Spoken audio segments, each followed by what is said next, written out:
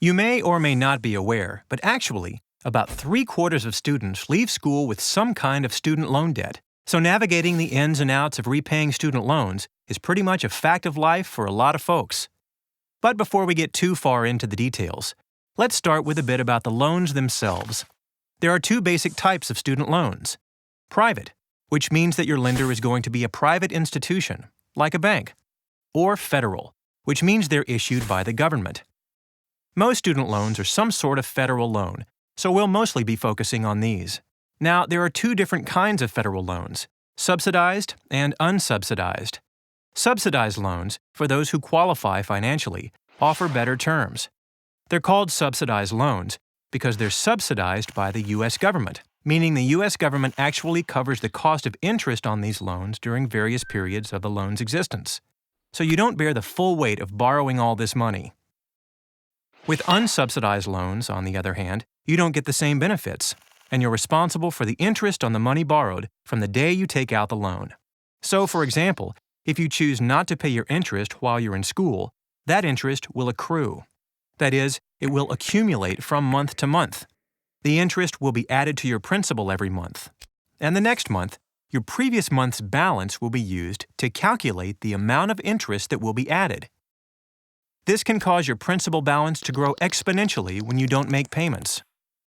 Now, right after you leave school, the government might offer you a grace period of around 6 months, where you don't have to start paying back your loans right away.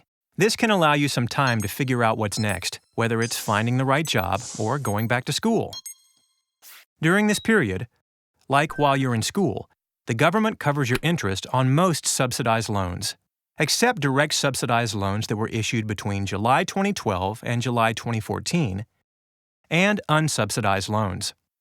Now let's look at some of the repayment options you have.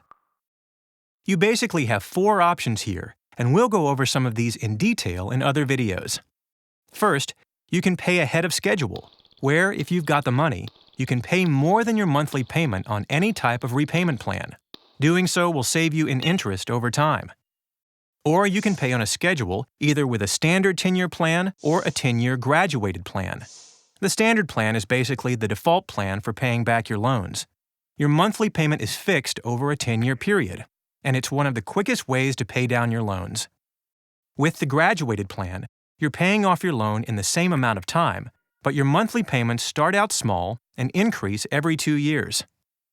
You can also pay on an income-based plan. This can be helpful if you can't afford to make the monthly payments on a standard 10-year plan. If you're eligible, your monthly payment is determined by how much you earn. You also may have the option of delaying your repayment with deferment or forbearance if you're in a situation where you really can't make any payments at all. Common examples of this would be if you have some sort of financial hardship, or if you decide to continue your education. Now keep in mind that not paying back your student loans is not advisable.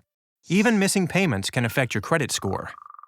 And after only a few months of missing payments, your loans may go into default, which can have major consequences. By this point, you won't have the option of putting your loans into deferment or forbearance. The balance on your loan can become immediately due. And in some cases, the government can even take the money you make from your employer to pay off your loan. It can also be really bad for your credit score, so going into default is something you really want to avoid. One last caution about student loans. Filing for bankruptcy, which can result in the forgiveness of some types of debt, does not generally allow your student loans to be forgiven. So if you know you won't be able to pay off your loan, you should contact your lender immediately, and they can help you review your options. There are a lot of options when considering how to pay off your student loans.